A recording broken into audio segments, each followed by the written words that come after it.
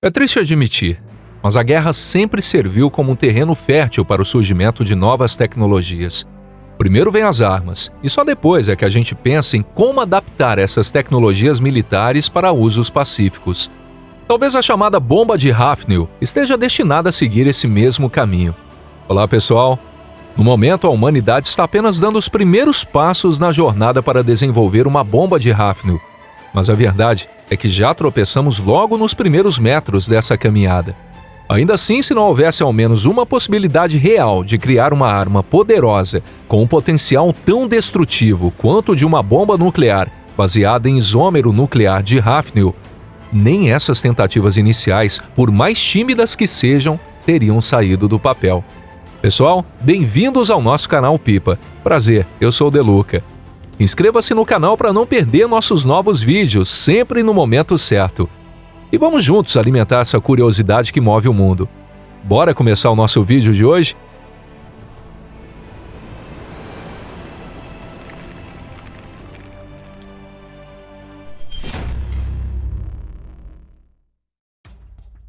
Uma explicação bem básica da física nuclear. Antes da gente entrar na questão sobre a viabilidade de construir uma bomba de Hafnil, vale a pena fazer um rápido reforço dos conceitos fundamentais da física nuclear. Mas calma, para não sobrecarregar sua cabeça, vamos deixar de lado os detalhes mais complicados. Ainda assim, é importante relembrar um pouco da estrutura básica dos átomos. Como você deve se lembrar, no centro do átomo existe um núcleo, formado por prótons, que têm carga positiva, e nêutrons, que não têm carga elétrica. Ao redor desse núcleo, orbitando em diferentes trajetórias, estão os elétrons, partículas bem mais leves e carregadas negativamente. Os elétrons não saem voando para longe, porque são atraídos pelo núcleo graças à força eletrostática. Sem entrar muito nos detalhes, os elétrons ocupam diferentes níveis de energia. De forma geral, dá para dizer que eles se distribuem em diferentes camadas ou órbitas. Quanto mais próxima do núcleo está a órbita, menor é o nível de energia do elétron naquela posição. Um ponto interessante: cada nível de energia, ou cada camada, só pode comportar uma quantidade específica de elétrons. Por exemplo, no átomo de hidrogênio há apenas um elétron, enquanto o de hélio possui 2. Já no caso do lítio, que vem logo depois na tabela periódica, o terceiro elétron não cabe na mesma camada e acaba indo para uma órbita mais externa, ou seja, para um novo nível de energia. Esse segundo nível de energia pode acomodar até 8 elétrons. Assim, o 11º elétron do átomo de sódio precisa ir para a terceira camada. Os elétrons, como dá para perceber, são bastante volúveis. Quando todos os elétrons estão em suas órbitas mais estáveis, dizemos que o átomo está em seu estado fundamental. E é justamente a partir daqui que começamos a falar sobre o comportamento dos isômeros atômicos. Antes disso, vamos lembrar que é possível, por meio de pulsos de energia, fazer com que um elétron salte temporariamente para um nível de energia mais alto. E quando isso acontece, o átomo entra no chamado estado excitado. E aqui que vem a parte mais interessante. Depois de um tempinho nesse estado excitado, o elétron retorna para sua órbita original. E nesse processo, libera o excesso de energia na forma de um fóton, uma partícula de luz, ou seja, uma onda eletromagnética. Algo bem parecido também acontece dentro do núcleo atômico. No núcleo, temos prótons com carga positiva e nêutrons sem carga, que juntos são chamados de núcleons. Esses núcleons se mantêm unidos graças à chamada força nuclear. Assim como os elétrons, os núcleons também ocupam diferentes órbitas, com diferentes níveis de energia dentro do núcleo. Por isso, quando um pulso de energia atinge o campo do núcleo, é possível que um próton seja elevado para um nível mais alto, colocando o núcleo em um estado excitado.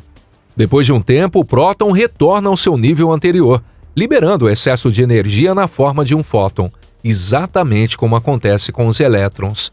Agora vem o ponto-chave. A energia liberada nesse retorno do próton ao seu estado original é milhões de vezes maior do que a liberada por um elétron fazendo o mesmo processo. Em outras palavras, o núcleo atômico emite raios-x extremamente energéticos, chamado de raios-x duros. O que é um Hafnil e como se obtém seu isômero? Mas afinal, por que estamos falando justamente do Hafnil e do seu isômero aqui? A chave dessa história está nos chamados isômeros nucleares, ou seja, núcleos atômicos que permanecem em um estado excitado ou quase estável por um período de tempo considerável. E o que chama mais atenção são justamente aqueles isômeros nucleares cuja excitação dura desde milionésimos de segundo, como 10 elevado a menos 6 segundos, até vários anos. Para representar um isômero nuclear, usa-se a notação padrão do isótopo seguida da letra M. Sem precisar se aprofundar demais na física nuclear, o que realmente fascinou os cientistas foi o fato de que esses isômeros de longa duração poderiam atuar como verdadeiros acumuladores de energia. Descobriu-se que a quantidade de energia que um isômero de vida longa é capaz de armazenar pode ser comparável à energia liberada em uma reação nuclear.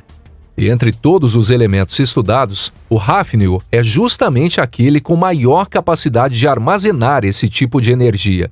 A diferença de energia entre seu estado fundamental e o estado excitado é calculado por uma fórmula como essa, e o resultado chega a cerca de 2,5 milhões de elétrons-volts. Outro ponto extremamente vantajoso: o isômero nuclear do hafnio, conhecido como 178M2-hafnio, tem uma meia-vida de nada menos que 31 anos. É verdade que essa energia ainda fica bem abaixo dos 200 milhões de elétrons-volts liberados por um núcleo de urânio-235, o isótopo usado hoje nas usinas nucleares. No entanto, enquanto o urânio só pode sofrer fissão uma única vez, o hafnio pode passar por esse processo várias vezes. Em outras palavras, o 178M2-hafnio pode funcionar como uma bateria capaz de armazenar energia para uso posterior. Uma bomba de hafnio ideal? Vamos imaginar que temos 1 quilo do isômero nuclear do hafnio. Em teoria, a energia gerada pela excitação desse hafnio, cerca de 370 mil kWh, seria suficiente para abastecer um chalé pequeno por várias décadas. No entanto, 2 grandes problemas surgem aqui. O primeiro é, como fazer o hafnio entrar em estado excitado? E o segundo, como extrair essa energia depois? Em tese, a primeira questão poderia ser resolvida irradiando o hafnio com raios gama extremamente potentes. Só que esse método praticamente não foi estudado até hoje, e na prática, ele simplesmente não funciona. Existe, porém, um segundo método para obter o isômero nuclear 178M2-hafnio. Ele se baseia no uso de fluxos intensos de nêutrons gerados durante o funcionamento de um reator nuclear. Infelizmente, a eficiência dessa técnica é quase nula. Com esse método, a produção anual a partir de 1 kg de hafnio comum resultaria em apenas 1 micrograma de 178M2-hafnio. Claro, seria possível construir um reator específico só para produzir o isômero do hafnio, mas o custo de um equipamento desses seria absurdamente alto. Parece que estamos sem saída, mas os cientistas se lembraram de um terceiro caminho para excitar o hafnio. Já se sabe que quando o núcleo atômico está excitado, ele pode liberar energia na forma de fótons, se for atingido por fótons vindo de fora, passando bem perto. E mais, os fótons liberados por esse núcleo excitado seguem exatamente a mesma direção dos fótons externos que o atingiram. Esse fenômeno é chamado de emissão induzida. E sim, é o mesmo princípio por trás dos lasers. No caso do hafnio, quando um fóton com pelo menos 2,446 megaelectronvolts passa próximo ao 178M2-hafnio, o núcleo libera energia e desce imediatamente para uma órbita mais baixa.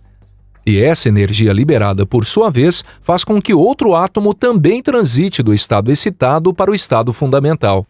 Esse processo se espalha como uma avalanche, com os núcleos de hafnio mudando do estado em cadeia. E é esse processo que a gente costuma chamar simplesmente de explosão.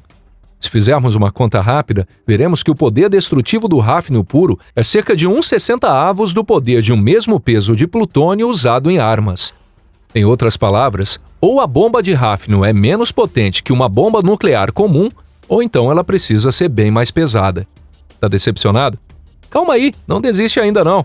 A grande vantagem da bomba de hafnio é que ela não precisa de uma massa crítica. Ou seja, teoricamente, para destruir um prédio de 2 andares, bastaria riscar um fósforo com hafnio ou disparar uma bala de hafnio com um revólver. Uma granada de mão com 500 gramas de hafnio teria um efeito explosivo equivalente a 157 mil quilos de TNT. Consegue imaginar o tamanho dessa força? Mas o ponto forte do hafnio não é a sua potência. O mais surpreendente é que depois da explosão, o que sobra no local é hafnio estável, ou seja, não radioativo. A bomba de hafnio é limpa. O campo de batalha não fica contaminado por radiação depois do uso. É o tipo de arma dos sonhos para qualquer estrategista militar. Só que para essa explosão acontecer, os fótons precisam ser emitidos muito perto do átomo. E até hoje, o único equipamento capaz de fazer isso é um gigantesco laser de raio-x com quilômetros de comprimento. As tentativas de fabricar a bomba de hafnio.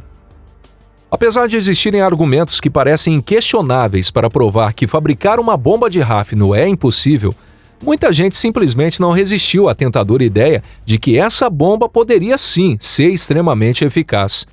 Por isso, mesmo diante de todas as dificuldades, cientistas decidiram tentar construir uma bomba de hafnio.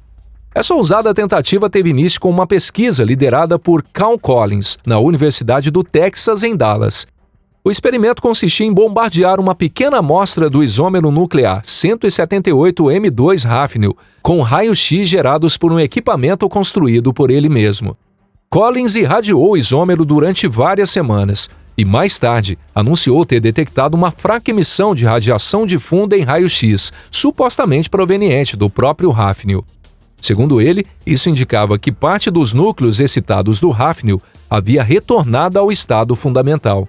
Animado com o resultado, Collins escreveu em seu relatório que o único fator que havia faltado para provocar uma reação em cadeia explosiva era uma fonte de radiação mais potente. A maior parte da comunidade científica, no entanto, recebeu esse relatório com bastante ceticismo. Mas uma poderosa organização militar americana, com orçamento generoso, demonstrou interesse no estudo. Estamos falando da DARPA, a Agência de Projetos de Pesquisa Avançada de Defesa dos Estados Unidos. A partir de 98, ao longo de vários anos, os militares investiram dezenas de milhões de dólares no desenvolvimento da bomba de hafnio. Durante esses experimentos de grande escala, usaram-se os mais potentes geradores de raio-x disponíveis, mas não foi registrada nenhuma elevação significativa de radiação nos materiais irradiados. Vários cientistas de prestigiados laboratórios nacionais dos Estados Unidos participaram do projeto, e os irradiadores usados incluíram equipamentos como o Advanced Photon Source e o Synchrotron do Laboratório Nacional de Brookhaven, os mais poderosos da época. Ainda assim, todas as tentativas acabaram fracassando. Em 2004, o governo finalmente abandonou o projeto, anunciando oficialmente o fim do financiamento. Segundo a imprensa americana, essa experiência acabou sendo considerada um dos maiores fracassos da história da ciência. Mas será mesmo que, depois de tudo isso, devemos concluir que o uso do isômero nuclear do hafnio como fonte limpa e praticamente ilimitada de energia está definitivamente fora de questão? Os cientistas não pensam assim. Eles acreditam que tudo depende de avanços tecnológicos. E sejamos honestos, de certa forma é até bom que ainda não consigamos construir uma arma com poder destrutivo maior que o das atuais armas nucleares. Por outro lado, imagine só se pudéssemos usar pequenas quantidades de hafnio como fonte de energia em espaçonaves projetadas para viajar entre as estrelas. Isso não seria simplesmente fantástico? Se você curtiu o vídeo de hoje, deixe o seu like e compartilhe com seus amigos em suas redes sociais.